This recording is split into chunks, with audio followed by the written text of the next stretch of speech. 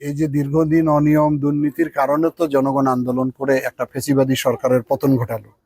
একই ধারায় যদি বাংলাদেশ চলে তাহলে এই আত্মদানের কোনো মূল্য থাকে না। আমরা মনে করব যে আমরা যেহেতু জনগণের ম্যান্ডেটে রাষ্ট্র ক্ষমতায় গিয়েছি, মানুষের অনেক আকাঙ্ক্ষা, অনেক দাবি আমাদের প্রতি, সেই দাবি আকাঙ্ক্ষা যাতে আমরা বাস্তবায়ন করতে পারি। আমরা যারা রাজনীতিবিদ আছি, আমরা যেমন সৎ থাকবো, সমস্ত কর্মকর্তাকেও সৎ থাকতে হবে।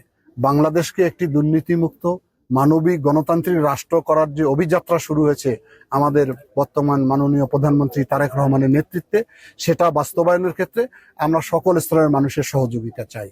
এবং আমি আশা করি এখন যে সমস্ত চলমান প্রকল্প বাস্তবায়িত হবে, সমস্ত প্রকল্প সরকারের যে এস্টিমেট রয়েছে, যে ডিজাইন রয়েছে, তার কোনো ব্যত্যয় ঘটানো যাবে না। যদি কোথাও এই ধরনের ব্যত্যয় ঘটে, তাৎক্ষণিকভাবে আমরা ব্যবস্থা গ্রহণ করি। দীর্ঘদিন মানুষের দাবি। আমি যতদিন এই এলাকায় আসতাম, এখানকার মানুষ, আমার নিজের ইউনিয়ন যেহেতু, তারা খুবই কষ্ট ভোগ করতো, বিশেষ করে বর্ষাকালে। আমি নিজে একবার ডালি দিয়ে নিজে মাটি কেটে গেছি এই অঞ্চলে ওই সময়।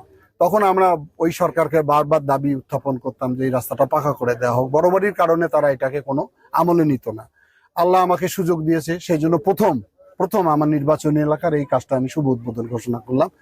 আর এই রাস্তা দিয়ে এই এলাকার জনগোষ্ঠীর যাতায়াত বাড়বে, তাদের ব্যবসা বাণিজ্য হবে, বাচ্চাদের স্কুলে লেখাপড়ার সুযোগ সুবিধা তৈরি হবে। আর ধল্লার প্রোটেকশনের জন্য আমরা একটা ডিপিপি অলরেডি জমা দিয়েছেন পানি উন্নয়ন বোর্ড, প্রায় 350 কোটি টাকা।